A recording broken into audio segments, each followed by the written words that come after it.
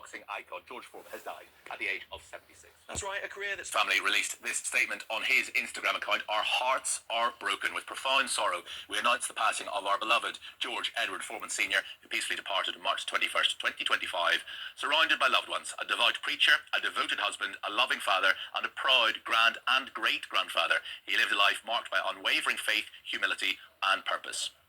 A two-time heavyweight champion of the world, he was deeply respected, a force for good, a man of discipline, conviction, and a protector of his legacy, fighting tirelessly to preserve his good name for his family. We are grateful for the outpouring of love and prayers, and kindly ask for privacy as we honour the extraordinary life of a man we were blessed to call our own. I do appreciate your time. Thank you for joining us. I mean, George Foreman, an icon. What are your memories of him, not just as a fighter, but as a man as well? He was a lovely man. There was two George Foremans. There was a George Foreman who, after the Olympics, 68 Olympics, turned professional, and he was quite a surly guy.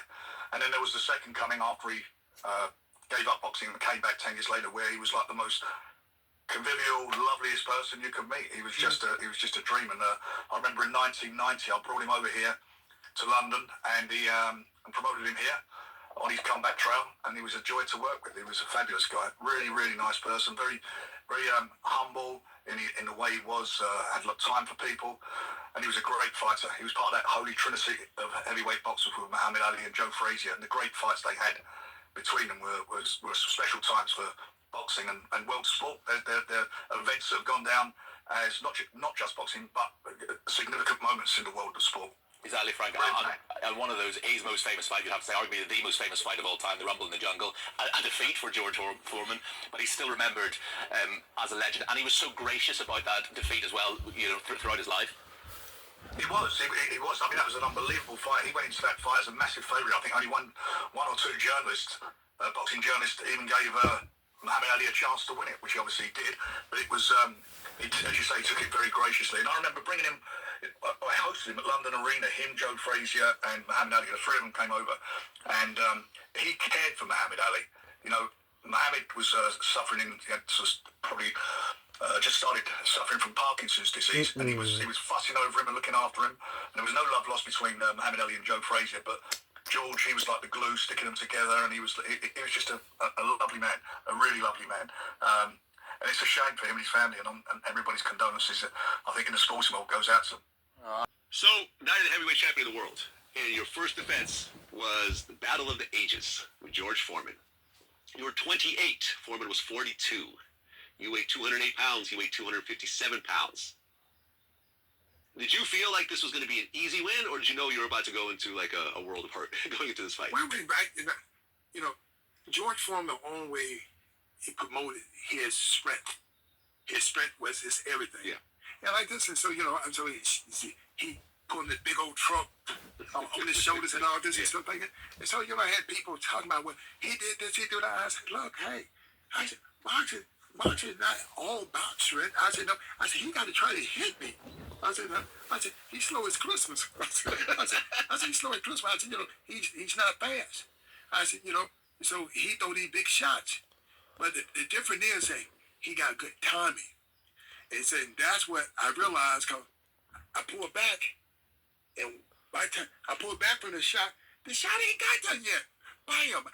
I bring my head back because that's how slow he is. His timing, but he got right time. He know that you gonna come back at the right time when you know, he's supposed to be gonna miss me, and I come back. Bam! When I come back, it's coming. Oh.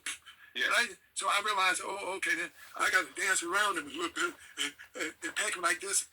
And so the whole big thing about boxing is making the guy come forth while you punching at the same time. That's how you can maximize your power on him.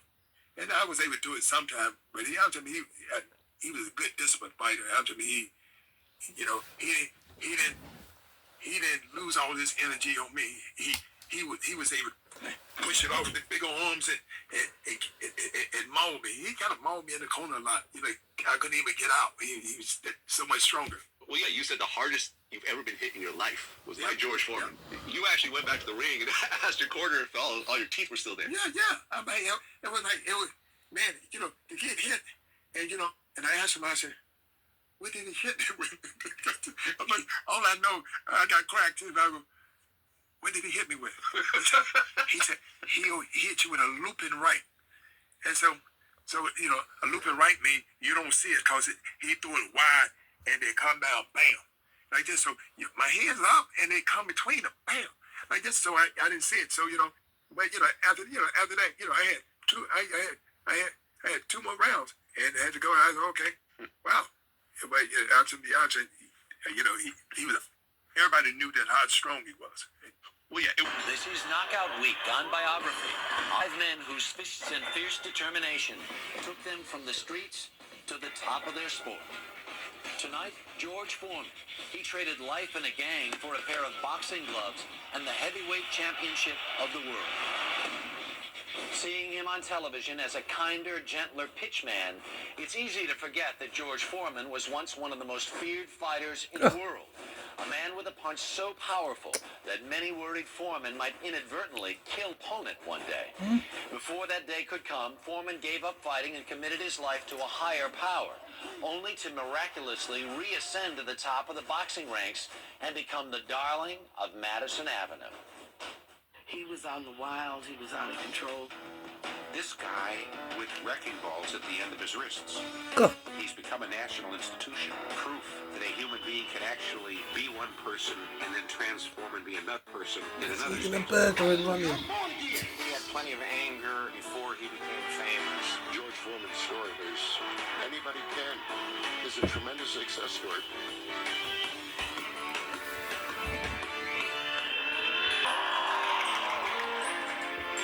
After World War II, America was a country of power, wealth, and prestige. Veterans were going to college on the GI Bill, and more white Americans than ever could look forward to a life of comfort and financial security. That was not the reality for George Edward Foreman. He was born in Houston, Texas on January 10, 1949, and had little to look forward to. George always used to like to use the word poor. Because, to be poor means you may have had a little something, but we had nothing. So we were poor. It was P.O., and that's about as far as it went. George, whose nickname was Monkey, was the 5th of 7 children born to Nancy Ree Nelson. She was the daughter of a sharecropper from Marshall, Texas. Nancy moved to Houston and worked 2 jobs as a cook to feed her children. Wow. But there was rarely enough. She came home one night. That's all she had was this hamburger. She looked at George. That was the hamburger right there by itself. He could have swallowed that whole thing. But she knew that everybody had to eat that night.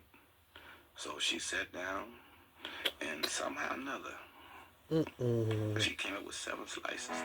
Nancy was a woman of quiet strength who raised her large family almost by herself. What a George woman. adored his mother, and even as a child, he dreamed of making her life easier. He had an enormous amount of respect for her. There wasn't anything that he wouldn't do for her, and I really don't think there wasn't anything she wouldn't do for him. Nancy was married to J.D. Foreman, but it was not a perfect marriage. J.D. worked on the railroad, drank too much, and was rarely at home. But when he did visit, he was a caring father. He always predicted a bright future for George. He used to always pat George on the head. He says, George Foreman, next heavyweight champion in the world. Wasn't even boxing. George got along well with his siblings, but he flew into a rage if they called him Moorhead, a nickname he disliked but didn't yet understand. The size of him. Lived in the 5th Ward, the toughest neighborhood in Houston, often referred to as the Bloody Fifth. It was the epicenter of poverty, a rundown collection of shacks where rats and violence thrived. Nancy relied on her religious faith as she struggled to bring her kids up to become decent people. But George had little interest in church, and in a neighborhood like his, there were few people to look up to. It was very, very difficult for him, and he developed certain habits that he wasn't very proud of. I don't know if George had any real heroes at that time. He did have at least one, the great Cleveland Browns running back, Jim Brown. George wanted to play football like him. George was on the team of E.O. Smith Junior High. He was a good player, but a very bad student. He constantly skipped classes, and before the end of junior high, he dropped out altogether. People back there at E.O. Smith, we could learn. Everybody thought we had this old hoodlum ways, hoodlum mentality. Teachers in school, you can't learn. You ain't gonna do this. You ain't gonna amount to nothing. George had no plans for the future, so he hung around, had a brief job as a mover, and spent a lot of time with his little brother. We used to sit on the porch a lot, and we played this game where, cars passed by, and we said, that's my car. And the next car come by, that's my car, next one be yours, right? But I always got the old cars. I always got to deal with them. George was a friend to his brother, but in the streets, he was a menace. He liked to fight a lot. And him and his friends, they would have like little gang fights. Everybody would be scared. They think he's gonna do something to them or jump on him. They'll have those big chains and swords, and boy, they be at it. George and his friends often got drunk. They burglarized houses and mugged people. They were constantly in trouble, and the police were always after them. I would start stealing. I was a mugger, teenage thug, really. Had dropped out of high school. No chances at all. We are going to build a great society. But George's career in crime was cut short by President Lyndon Johnson's Great Society. Johnson was trying to fight poverty with programs that offered educational opportunities, pathways to employment, and a better life. George happened to see a public service announcement for the Job Corps program on TV, and he and his friend signed right up. George was 16 when he flew to Oregon and left the bloody Fifth for the first time in his life. A world that he had only seen in his fourth-grade picture book opened up for him when he and his friend Roy arrived at the Job Corps camp in Grants Pass, Oregon. Trees. This is completely wilderness. Looked like bear or something could come out the woods any second. That was it. A lion, a cub, anything could come out the woods then. And that's where we were. It was a brand new adventure. We were very excited. We were more like Tom Sawyer and Huck Finn, huh? In clean, safe surroundings and with 3 solid meals a day, George and Roy got a second chance to straighten out. They also got a second chance at school. With plenty of encouragement and supervision, they learned quickly, and their schoolwork showed it. They started cramming us with academics and books and stuff like that, and they said, yeah, you can. Next thing I know, we took test after test, and we was, hey, y'all ready to move on? I said, thanks, Jesus. They were transferred to a camp in Pleasanton, California 6 months later for on-the-job training. George and some of his fellow corpsmen took electronics courses. While his schoolwork improved, his behavior did not. George was quick to get in fights with his fellow students and got himself in serious trouble. What happened was I was down at the gym, and they called me and said, Doc, please come and help us. I says, for what? And said, we got a corpsman up here we can't do nothing with. George was about to be expelled, but Doc knew that troubled kids often acted up to get attention. He decided to give George one last chance. I said to him, man, like you make a good boxer. You big enough, you ugly enough, and you should make a good boxer. Doc took charge of the big, uncontrollable young man and began to train him. He was mean, and he didn't believe in nothing. He only believed in himself. Doc directed George's fist at the punching bag. Boxing subdued his temper. Still, George had no plans to make boxing a career, and after 2 years in the Job Corps, he graduated. Against Doc's wishes, he returned to Houston to get a job. He seemed to be a changed man. His nickname was Mucky. When he came back to town, he was George Foreman.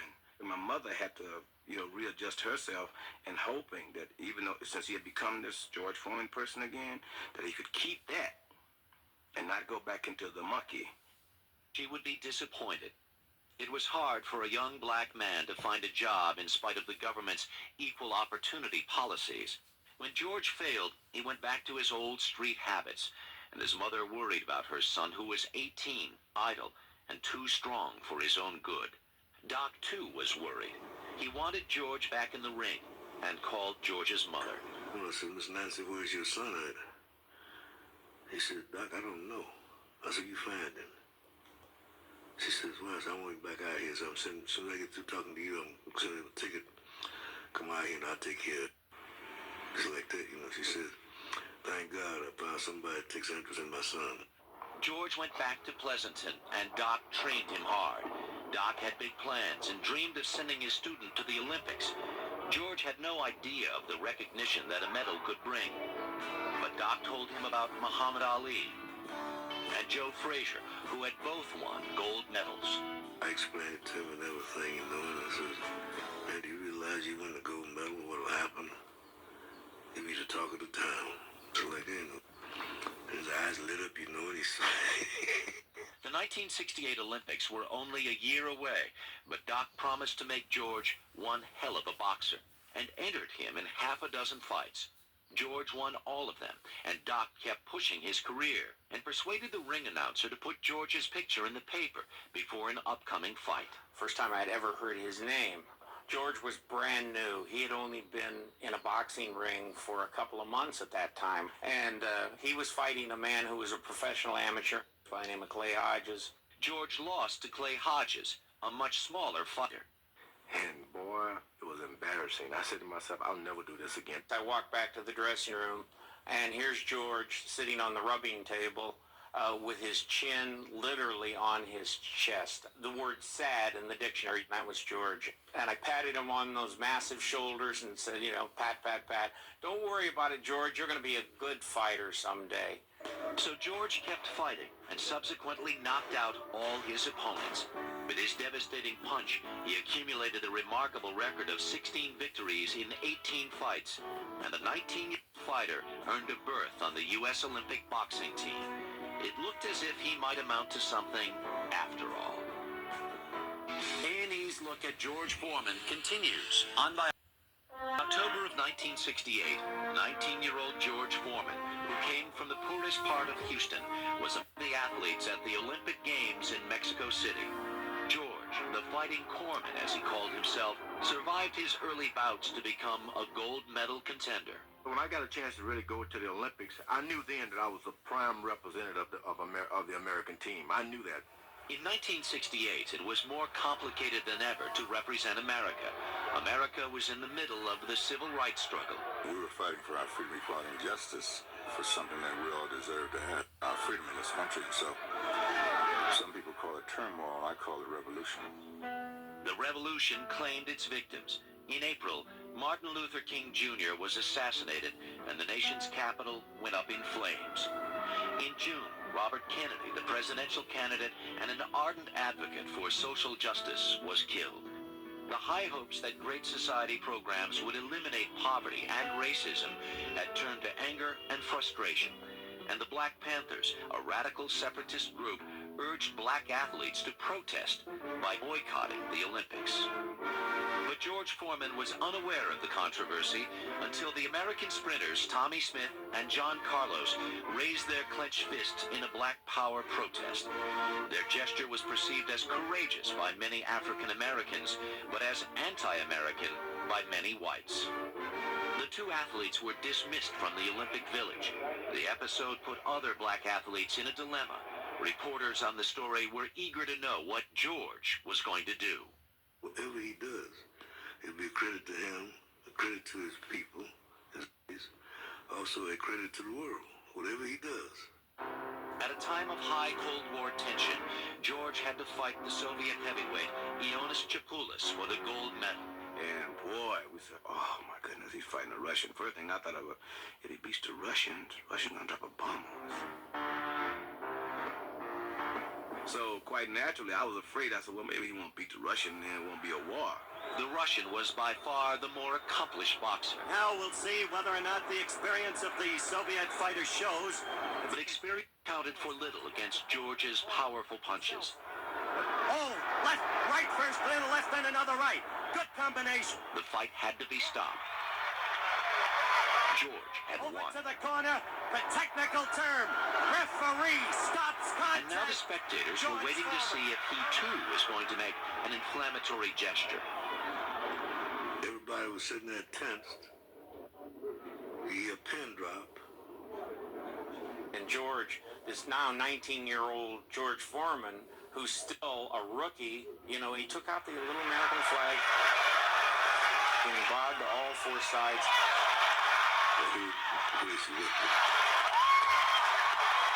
They shocked the whole entire world, not just the United States, the whole entire world. George was now the big story. Photos of him were everywhere. We saw the picture in the newspaper, him waving that flag. George was Olympic heavyweight champion. And then I realized if a bomb was going to be dropped, they would have dropped it. It hadn't happened. Very proud of him. You know, we couldn't believe that he really did something out of his life. For George, the gold medal was public proof of his achievement. It was his proudest possession. He showed it off so often and wore it so long that the ribbon had to be replaced. Now a symbol of patriotism, George was criticized by the radical black community and was called an Uncle Tom. But he was rewarded for his winning gesture with an invitation from President Johnson to visit the White House. The impossible kept happening. He was the father of this job corps. I remember the President Johnson looking at me as if to say, look, I've given you the baton. It had not been for the Job Corps, I was literally rescued from the gutter. In 1969, George announced his decision to turn professional, hoping one day to win the heavyweight championship with his awesome punch. A lot of people be afraid of me. He began to train with ex-champion and convicted felon Sonny Liston, known for his intimidating stare. I came to believe early on that George had acquired some of Sonny's characteristics directly from Sonny. He learned how to glower, and he learned how to punch. George, the charming flag-waving Olympian, was now a career boxer with a new look and a sinister persona. George is doing his best imitation of Sonny Liston. All of a sudden you have this stare coming at you. But George was that insecure, which might be why he adopted that persona of that surly person, because he didn't know what he was.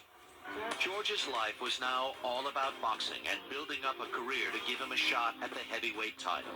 It meant a tough training program, early to bed and early to rise, no drinking, smoking, or carousing, and above all, no female distractions.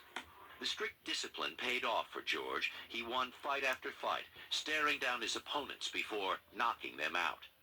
He was obedient to his trainer's rules, until he met Adrian Calhoun on a blind date in August of 1970. I got kind of afraid of him when I first saw him. I saw that nose, and I thought his nose had been broken, I think, and he looks like he's pretty rough. So, but he wasn't. He was just a fighter. All he thought about was boxing and wanting to be heavyweight champion.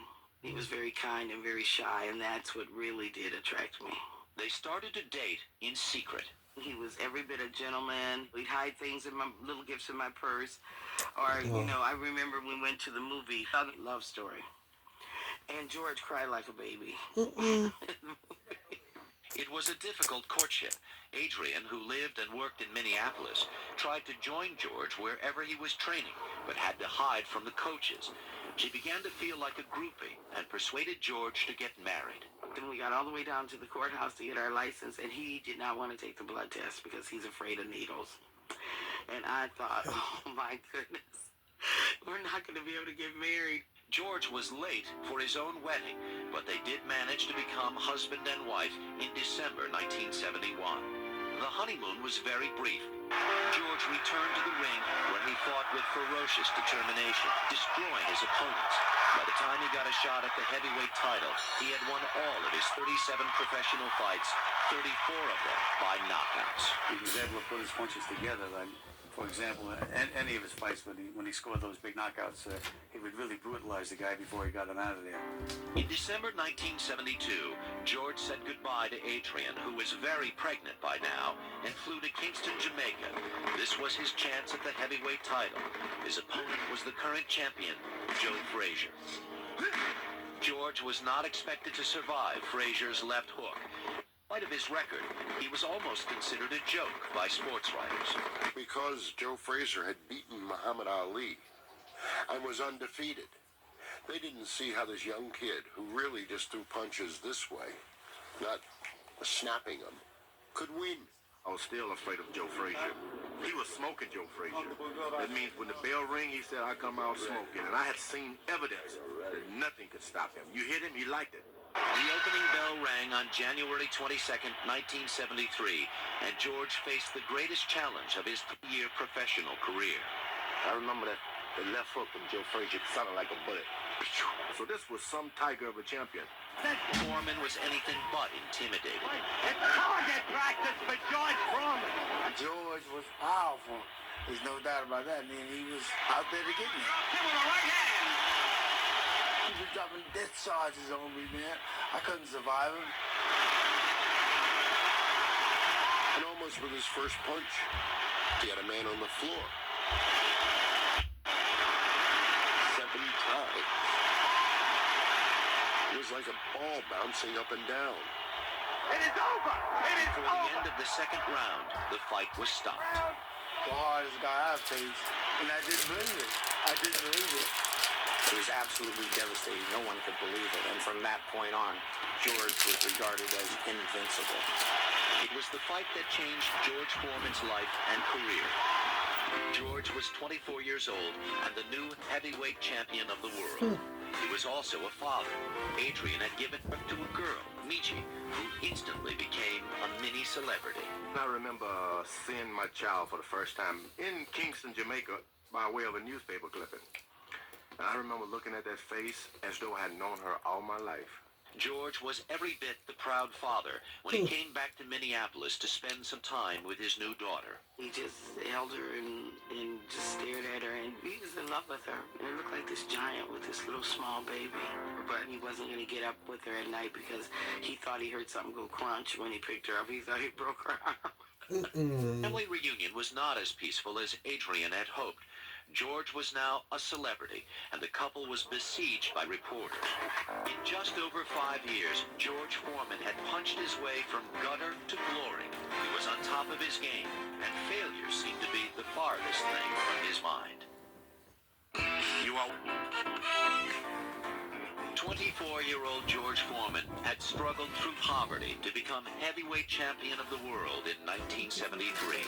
He was now richer and more famous than he had ever imagined. His dream as a young boy, as far as wealth was concerned, to have $1,500, he said $1,500 in my hand at one time. Reality far exceeded George's dreams. Now he was making and spending lots of money. He bought his mother a house, paid for his brother Roy to go to college, and purchased exotic animals and dogs that cost thousands of dollars. He could also afford to indulge in his taste for fast women and fancy cars. Suddenly there was nothing the once poor boy who didn't have enough to eat could not afford to buy. In the boxing ring, George was riding a wave of success, defending his title against Joe Roman in Tokyo and Ken Norton in Venezuela. It was in his private life that he had problems. George's first priority was his career, and he trained in California. But Adrian had a career of her own in Minneapolis, and the family lived apart. He tried to combine boxing with fatherhood, summoning his daughter at his convenience. I was beginning to feel like an employee. I really was. Like he said, bring the baby to me. And now he's not coming to the airport. She also correctly suspected that there were other women in George's life and became resentful. And he imagined other men in hers who would arrive at Adrian's house unannounced. He tore up the whole house. He has this gun out, and he took the phone bill because he wanted to see who I'd been talking to long distance, and that was a time when I was afraid of him. George never laid a hand on Adrian, but the marriage was past reconciliation, and in 1974, it ended in divorce. Oh, it's a I didn't shame. get married to divorce. We just didn't get along because we were both very forceful people. It was a real devastating. It was very, very hard for me. On the other hand, took a gigantic leap when he signed an unprecedented $5 million deal to fight Muhammad Ali in Zaire. Everything was going George's way. The 25-year-old champion seemed to have it all, but soon he would learn what it meant to be devastated. In the fall of 1974, George Foreman arrived in Zaire with a Bible in his suitcase for good luck. The newly independent country had outlawed Western names and Western clothes and glorified African authenticity. George looked forward to finding his roots. I think we were all searching for something. I thought that I would even find it again in Africa, find what I was searching for. George was the reigning heavyweight title holder, but his challenger and the former champion Muhammad Ali was the attention getter. Ali at 32 was past his prime as a boxer, but he had become a cultural phenomenon. Oh. As a young man, he had shed his so-called slave name, Clay, to become Muhammad Ali, a Muslim. His reputation had grown legendary when he refused the draft and was stripped of his heavyweight title. So it was no surprise that he was the focus of the press. But I do predict I'll be twice as fast. And the favorite of the people of Zaire. 5 times his one, I'll completely outclass him. He went around to all the people in Zaire and told them, I'm the greatest, I did this, I'm the greatest, George is nothing. And there were rumors that Ali was paying witch doctors to put curses on George. So George was uncomfortable. He was suspicious that everyone was trying to do something to destroy him. He wouldn't even talk to me. George surrounded himself with Zairean secret police and became deeply distrustful and uncommunicative. But Ali kept talking. After 8 good rounds, it'll be obvious that he's dead tired. Everyone knew that Ali was a skillful fighter, but many worried that he would crumble under Foreman's fearsome fists. People were really, really afraid of what was going to happen in that fight. There were people literally fearing for Ali's life. The big day was October 30th, and at 4 o'clock in the morning, scheduled for the convenience of American viewers, the bout for the heavyweight title was about to begin. Foreman came out meaning business and threw punch after punch. Few landed due to the brand new rope-a-dope technique that Muhammad Ali invented. He leaned back on the ropes to conserve his energy, while George kept throwing 6 punches for every one of Ali's. He hit him once in the middle of the forehead, and Ali's eyes rolled like that, like they were slot machines. He went tick, tick, tick, tick, tick, tick. You thought money'd start coming out of his mouth, you know? But that was the most he ever hit him. George was getting frustrated and tired. In the 8th round, he found himself where he had never been before, on the canvas. Foreman down! This is almost incredible! It seemed like witchcraft. Get up! Too late! It's over! The fight was over. Against all expectations, Muhammad Ali had taken the title from the much younger George Foreman. Devastated him. George should have beat Ali if he listened, but he didn't listen. He wanted to destroy Ali like a hoodlum in the street. He reverted back. It was the first defeat in George's professional career. He did not take it well. George wouldn't admit to himself that he lost. He thought that he was still the champion of the world. And he kept saying, I'm still the champion. I don't think I lost. Well, George lost. Defeat threw him into a depression, and he became meaner than ever. By knowing George, yeah, it hurt him real good because he don't like losing. He don't like losing because he puts too much into winning. Winning is everything. Losing is absolutely nothing. And when I say nothing, there has to be a word to even go deeper than nothing, but I don't think so. Absolutely nothing. It devastated my whole life from top to bottom. It was hard even to sleep. You think I'm not even a man anymore. If George could not call himself champion, he did not know who he was. I got the impression George was just spiraling out of control. He had no base. He had no focus. He had no, if you will, guiding point on his own personal compass. He was out of control. George seemed bent on persuading himself and the world that he was still a winner by conquering a lot of women. But he already had too many women in his life. Even before the divorce from Adrian, there was a pregnant girlfriend, and soon after, yet another woman and another child. His shaky sense of identity was given another jolt when he learned why his siblings had called him Moorhead. Leroy Moorhead, a World War II veteran, was his biological father. George was 27 when they met, just 2 years before Leroy's death in 1978. I pursued and found him. I really did. But I never found the love that I had in J.D. Foreman. He did not develop a strong relationship with his biological father and struggled with who he really was. George was more depressed than ever, and the only thing that kept him going was his longing to be a winner again. Nothing would kill me. The only thing that would kill me is if I would become heavyweight champ of the world again. George is claiming the heavyweight crown. He would get very close to a shot at the heavyweight title, but then events took a turn that nobody, not even George, had ever expected. George Foreman had lost more than the heavyweight title to Muhammad Ali in 1974. He had almost lost his mind, and since his defeat, he had been obsessed with the hope of being champ again. And sometimes you lose, but when you got a lot of time, you can come back and win them. George Foreman, 217. His 13th fight on the comeback road was against Jimmy Young in Puerto Rico on March 17, 1977. Jimmy Young was not expected to survive Foreman for long. But I intend to be champion. You know, I said, George, just go out and throw a right hand to the body and a left hook to the chin and let's get out of here. George didn't listen, and the fight went for all 12 rounds in the 100-degree tropical heat. He had shown unusual stamina, but lost the match on a decision.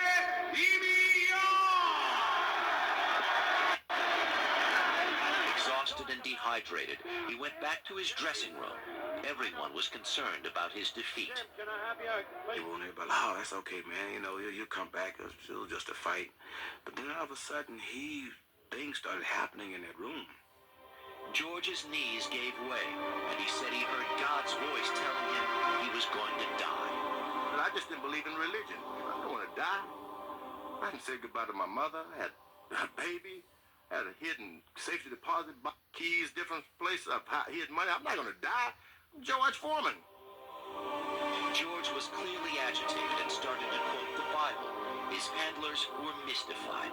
We all scratched there. Everybody scratched. They looked at each other. And so quite natural, we thought, well, he didn't get hit that hard in the ring, so it can't be anything wrong with his mind. I was screaming, I'm dying, but tell everybody I'm dying for God. Within a split second, I was dead. I was in a deep dog, nothing. I looked around and saw everything I'd ever worked for just crumble like trash. Everybody was trying to hold him, and he was jumping up. He said, I'm bleeding, you know, right where Jesus bled, in my hands and my feet. You know, wash it off me, wash it off. Foreman's handlers suspected heat prostration and managed to get him into the shower. I started screaming words I'd never used before. Hallelujah, I'm clean. I've been born again. He was rushed to the hospital, and the press was told that Foreman had become overcome by the heat. But George felt he had suffered more than a momentary blackout. In his view, he had died and been born again. It completely changed his outlook, and he began to make a new and entirely different life for himself. First, he gave up boxing. At age 31, he left the career that had made him rich and famous. His friends thought he had lost his mind. I was disturbed when he talking about he finna quit boxing. Oh man, to me that was the ultimate blow. You can. He said, yes I can. The Bible was now George's consuming interest. His religious zeal was unrelenting, and he was in a hurry to save the ones he loved. He come like a rushing wind as he start hollering and saying, Angel, we got to be baptized again. We got to be baptized in Jesus' name. If we didn't get baptized, we was going to hell. So I say, Mama, what is wrong with him? What is wrong?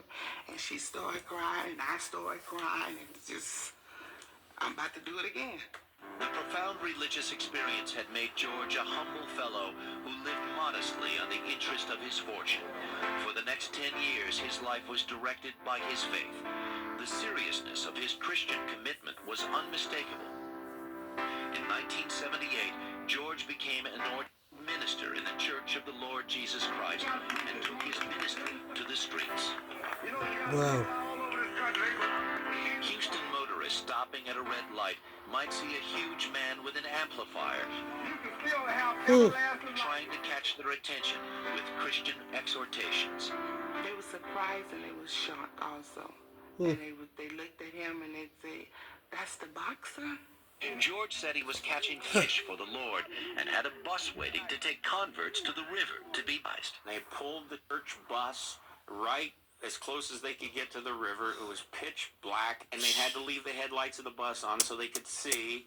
And George walked down into those freezing waters, and one by one, he baptized 6 or 7 people. This is serious stuff. Oh, Jesus. Why would you ask that you move on this? George had hit spiritual bedrock Wow. and felt he'd found the meaning in his life that he had searched for so long. Hallelujah. I'm clean. Hallelujah. I'm born again. In 1980, he established his own church and also preached in prisons and even bought time on the radio to deliver his message.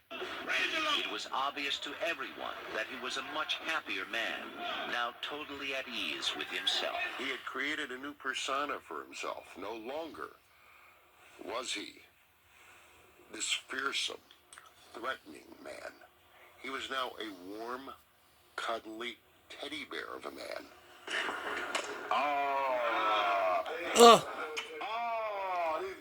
Ain't that to them? The kissing preacher. George was a changed man. His love life, though, was still a mess. His relationships tended to be short, but they all ended on good terms eventually. George would go through several girlfriends and 4 wives before he found peace in his private life. He had adopted his trademark bald head when he married for the 5th time. In 1985, Mary Martelli, his children's babysitter, became his wife. She is truly his soulmate. She matches with him very well. I think she's an awesome woman because she was partially raising other women's children. She kind of bows out and lets him have the spotlight. She's best for him. Mary would bear him 5 children, in addition to the 5 he already had. Wow. George decided to bring up his children with Christian no earrings, no pants for girls, and not even television. But he doted on them. He'd go, Georgetta, come here, give me a hug or something. He was always really affectionate towards me. Several of George's children lived with their mothers, but they spent summers with him. Let's see how great. Everything was always an event with the family. When you went to the grocery store, you had whatever you wanted. You know, it's like, okay, get what you want. And even there was a period of time when we had, like, it could be Michi Day or George Jr. Day or, Georgetta Day. Back then, he wasn't a boxer. So that was just 24/7 of just daddy love. With his first son, George started an unusual tradition. He named all his boys George, and some daughters too. Variations like Georgetta and Frida George. I really wanted to give the kids something that they would never be able to fall away from. A name, something that they would have in common. He told us that if one gets in trouble, that's all of us. You know, we always felt like we were responsible for the other. George had a lot of Georges to take care of, but he had time for other people's children as well. In 1984, he had started the George Foreman Youth Community Center. A woman came to him and said, George, I'm having trouble with my son. Is there any way that you could get him interested in boxing? She knew his story and how boxing saved him. He felt guilty when the son went to jail because he hadn't helped and established the refuge for the kind of troubled youth he had been himself. George spent a chunk of his own money to set up exercise equipment, a boxing ring, and a basketball court. It was a safe place for kids to hang out. In 1987, 10 years after he retired from boxing, his life was finally in order. George was a 38-year-old preacher in a happy marriage and had his church, in addition to the popular youth center. Everything seemed perfect except for one little problem. George was running out of money, but he found a surprising solution. You are watching George Foreman, part of Knockout. Say, thank you, Jesus. Thank you, Jesus. In 1987, George Foreman was a 38-year-old happily married preacher with a youth center and a fast-disappearing bank account. I was going to have to close up this center or get some money, and I decided, look, I know how to get money. I'm going back into the ring. I'm going to be heavyweight champ of the world again. He had put his boxing gloves away 10 years earlier, so his decision was stunning. I thought he was silly. To be honest, 10 years, the man is now making a comeback. 1987, at the age of 38. I'm going, best of luck, George. The obstacles in the way of George's comeback were formidable. He was so old, the Boxing Commission demanded innumerable medical tests before granting him a license. And he was fat. Liar, liar, you're a liar. Nevertheless, in March 1987, he stepped into the ring again for the first time in a decade and beat unranked boxer. Like the first night we met, I was the ring announcer. I honest to God thought I was in the Twilight Zone and I was in a time warp. And I thought, is this real? Is this real, or am I imagining all this? No boxer had ever made a comeback after such a long absence, and incredulous sports writers made fun of George. They said, oh, George, you too big, you too fat. And he said, well, if I can't hit him with my left, I can't hit him with my right, then I just belly bump him. So that became his thing. But George made the laughter work for him. He turned the fat jokes into commercials and made fun of his famous appetite to promote upcoming fights. George Foreman is hungry to fight again, and only HBO's got him. The laughing had stopped by 1994. 20 years, almost to the day of losing to Muhammad Ali in Zaire, 45-year-old George Foreman fought the reigning heavyweight champion, 26-year-old Michael Moorer. We've written off George more times than the national debt. Out. We give him exactly 0 chance on the Richter scale. But the old man knocked out the champion.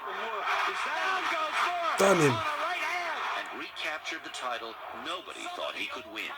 It seemed as if George had beaten age itself. Oh, man. It was uproar. Oh, he was outside. Outside. In the middle of the pandemonium, George went down on his knees and thanked God. This was a prayer of thanks. And then when he got up, we were all over him. We all wanted a piece of him. We all wanted to grab him and hug him and kiss him. And I mean, it was just, that's what happiness was. Heavyweight champion of the world!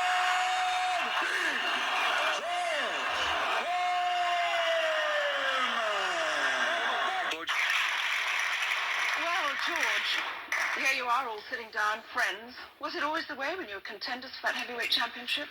I didn't think so. How would you be friendly with a fellow who knocks you down with a straight right hand, and another one who barely missed you with a left hook that almost take your neck off? Joe Frazier. Joe, did you ever hurt each other? How could you be friends with a guy who knocked you down 7 times in the first fight, 6 times down in the last fight, and every now and then you talk with me, he said, I want you to be quiet. So you really have to be quiet. I think it was some fantastic fights that we had within the years that went by. And if we could do it all again, I would. Oh. They asked me, when Muhammad Ali took the title from me, did he hurt me? And there I am with a big black eye. Eyes swollen up, and they asked me, did it hurt? Now, Ali... So I think the press did more damage than anything. Oh, well, you fought these guys, Ali, and you've got a face as pretty as a picture. How'd you keep your pretty face? Yeah. How do you keep that pretty face? Praying to God. Bless his heart. Bless his heart. Now, George, you're just about to make a comeback, but when you were retired from boxing for a bit, what did you do in that time? Well, I raised children mostly. I tried to retire on the farm, but all I was raising was dirt. So I started raising a lot of children. I'm a full-time preacher, of course. Tell me how you became a preacher. Well, it was pretty easy. I think the last fellow I fought was Jimmy Young. He whipped the devil out of me. And then after that, you decided to become a preacher, take up the ministry? Well, yeah, and that's why today we travel around the country to acquaint people with us other than boxing. The Champions Forever Tour is about the world seeing a video of us, Joe Frazier, Muhammad Ali, and myself, Kenny Norton, as people other than boxers. Right. Our life stories are compact in it. Right. And we can't tell you everything now. You want about a video. That's right. Joe, you also retired 10 years ago, but you haven't been away from boxing. What do you do? Well, I did made a start back. Somehow I fought a guy to a draw, and my kids didn't like the way how I look out. I come out after the draw. So they said, Dad, you better hang it up. So what I did, right now I have young men in the gym I'm working with for the newly, let's say, game coming up, the Olympic game. So therefore that these young men are working pretty hard. My sons and Bert and Tommy, these guys are promoters now, so that's why I'm just helping the young men, let's say, to go to be fine men, you know what I mean? And whatever people like to see me, I go around and promote, and now we're promoting Champions Forever. It's just a lot of fun, that's all. Most of us, at least people like me, who aren't in the boxing fraternity because I'm just not quite big enough, most of us think of boxing as the film Rocky. Now, was Rocky true to life? Is a lot of that training? We think that the film Rocky was based on Joe Frazier's life. You see, Rocky and Muhammad. Yeah. And so it was a recreation of some of the exploits they had. He was running down the street in Joe Frazier's own neighborhood. Joe Frazier was actually working in a butcher shop or meat house. And did Stallone come to you for any tips or anything, or did he keep away and just... Well, Rocky is pretty clever. Let's say during the second film that he cut, he came into Philadelphia. Matter of fact, I think he took you. No, I never did meet him. No. He took Muhammad. He took, let's say, Larry. All these guys who knew to Los Angeles for a screen test. It wasn't on the basis for a screen test. He just had want to learn more about us, what fighting was all about. He's clever. And he took all those pieces that we did on the screen test, and he put his film together. Yeah. It didn't pay us. It didn't pay us. Well, you was that good, right?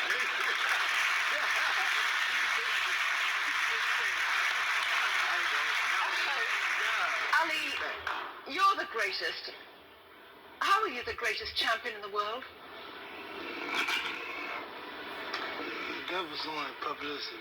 Saying I'm the greatest, just to build the fight. I never really believed that. You didn't believe it? Still don't. I believed it. But of course, he fought He's all. the greatest man. Yeah, he fought all the champions. He fought everybody with that. My brother got back Joe Frazier's first.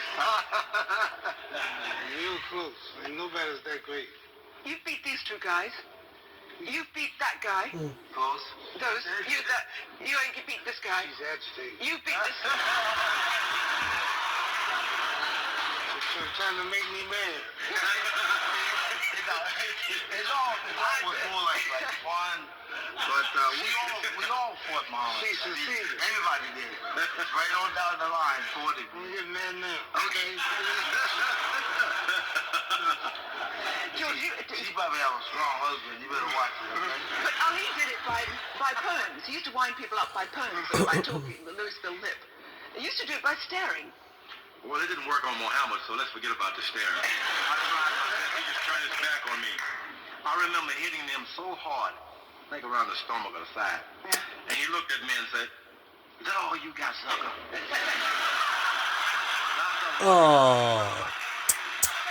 He remembers it like yesterday. What a man. Oh. Terrible, you know. My finger up and say, "How do I get out of here?" But believe me, if there's anyone that's going to lay claim to the greatest, other than Joe Frazier, I'd have to put the tag on Muhammad Ali. Mainly because he whipped me, you know. You're a huge guy, though. You seem to be the biggest. A big one. This is a big one, isn't it? My feet weren't big enough to keep me up on the canvas now.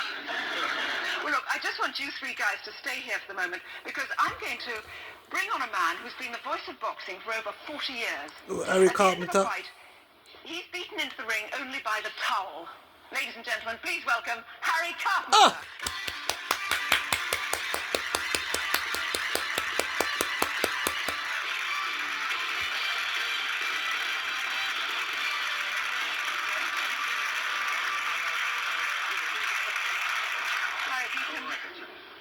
Squeeze in with these hunky guys. You have to sit beside Ali, man. He love Ali. Now, Harry, do these guys bring back fond memories? Of course they do. You are surrounded by the three great heavyweight champions of my time. I mean, the 70s, these were the men. And they had the greatest fights I've ever seen. You've been doing this for 40 years. Just place them in history, these three guys. Well, let's start with George. George had one of the great right hands of all time. Oh. And one of his, I'm sorry to say, one of his great victories was over here. Was uppercut. Because, yeah, that's right, in Kingston, Jamaica, which pretty well lifted you off your feet. 7 times. Now, if we go to 1971, you had a fight with Ali, which was one of the great fights of all time, and you won it against this man, and that, very few people did that. Yeah, well. And then, you, sir, in 1974, with George in Zaire, you produced your greatest, for me, your greatest ever performance, when you came off the ropes. We saw it. Yeah. And you came off the ropes, and you knocked George out. And so, the three of you have all done it to each other in a way, and you're all great, talking about boxing, and you're all great great champions, and you're, I mean, Who invited him anyway? We didn't do anything to each other. these men have been a part of my life, and I'm proud to have been a part of their lives. I had some of the greatest times of my life with this man and with these gentlemen. I wish it could all happen again. No. They can. Make any comeback, right? Eh? Listen, Ali, what do you think of Mike Tyson? Awesome. He's powerful, he's strong, he's got a big punch. If he hits you, you're in trouble. Right. How would you have fared against him? Would you have whopped him? Stick, move. He's Yes. time out. Right. After about round 10, move in. Are you listening to this, George? 'Cause you're going to... And Morgan.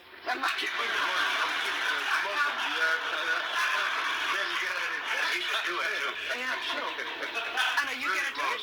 Huh? Are you going to have a crack at him? Oh, if I get the opportunity, I'll take advantage of it. And he's going to teach me some of his tricks, Muhammad. I'm sticking real close to Joe Frazier and Muhammad Ali because really, these are the greatest fighters of all time. Yeah. You've got to be compared a Joe Frazier type or Muhammad Ali type. There are no George Foreman type. No. Yeah. Oh, If I can imitate these guys on a certain night, I can whip anybody. And to mix it all up, I may be considered a great. Why you been so nice?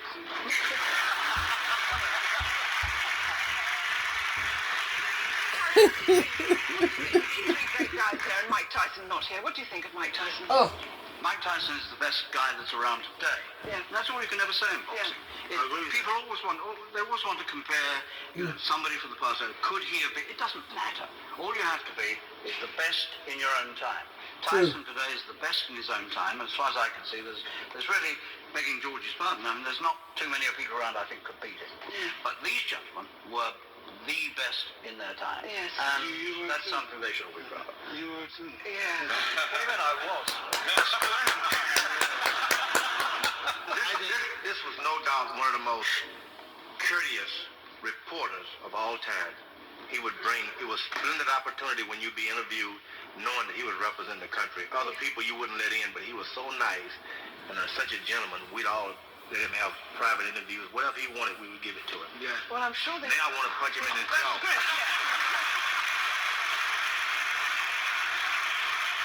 Joe Frazier, do you still sing? I still sing. Matter of fact, I just left Atlantic City at the Claridge. I did like 3 days there. A friend of mine, Sonny Alvarado, a young lady named Cheryl Adams. And we did like 3 days there. And it was very nice. It was very good. And I think they probably got some of my music running around somewhere around here.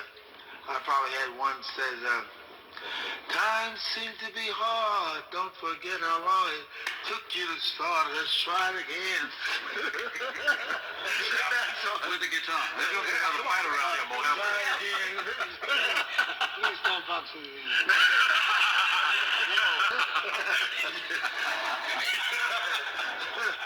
Ali, do you still do poems? Do you still make up poems about I things? made one for your show. You've made up one for the show? I love your show. I admire your style, but you pay it so cheap, don't call for a while.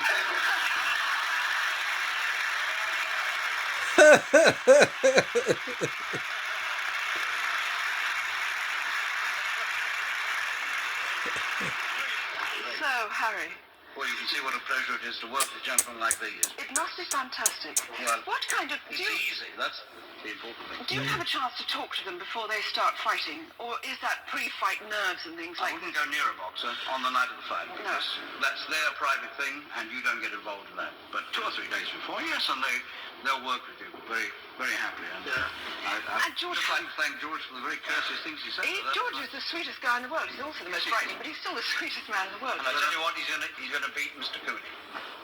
Yeah. You should tell him more that I'm going to whip Mike Tyson also. Yes, I think you are. That is a little harder. Hey, that's what you want to do. Three is Whoops. better than one. George, is it wise to go for Tyson? We hear such terrible things about this man. Is he You heard terrible things about Sonny Liston. Oh. 8-1 Muhammad Ali was against Sonny Liston. Yes. Everybody saying, poor guy, don't hurt the little cute guy. Yeah. Then next thing you know, Sonny Liston is getting face all swollen, all on the canvas. And the same thing about George Foreman and Muhammad Ali. Yeah. 3-1, 4-1.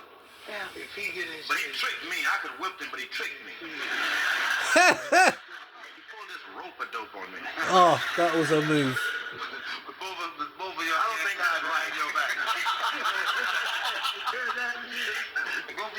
right behind you. I think that was wrong right there. I want to say that before the whole world. Muhammad tricked me out of my title. He had me, he laid on the rope, and I, like a dope, kept throwing punches. And then when I got out of there, he knocked me out. In front of the whole world. I'll never forget that. Muhammad, why did you do that to me? Gentlemen, listen. You've just made this the most important day of my life, and thank you very much indeed for coming on the show.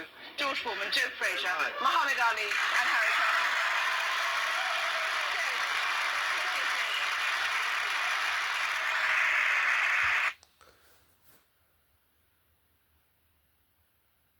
Farewell, George.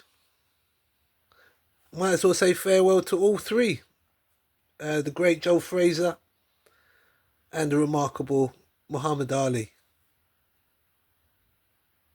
Legends are now at rest. JTV, Rifleman.